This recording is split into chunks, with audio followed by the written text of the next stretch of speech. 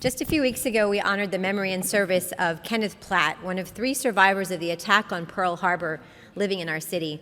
Today, 3 weeks later, Councilman Perry and I asked that we remember another Pearl Harbor survivor who's passed away. Heinz Bachman was 100 years old, and he passed last Saturday. Mr. Bachman was at Hickam Field next to the naval base at Pearl Harbor when enemy planes attacked. Most of the men and women stationed at Pearl Harbor were asleep that Sunday morning, but not Mr. Bachman.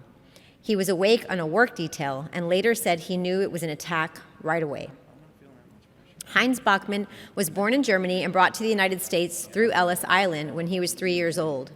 He joined the Army in 1939, stationed in Hawaii, and said he was fortunate to have survived the attack. After the Army, he was a businessman, a farmer, and an electrician. He worked for the railroad and landed in San Antonio at the urging of an Army friend, to our benefit. He worked here in several car dealerships as a mechanic and a salesman.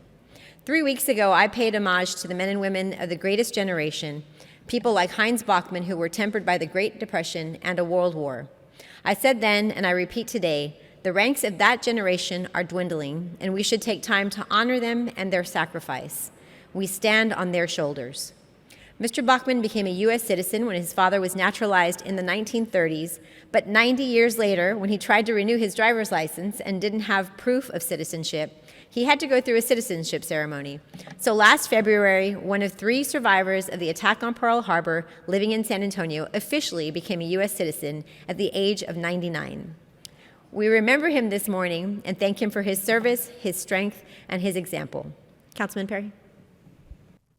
Thank you, ma'am. And I couldn't have said it any better than that. But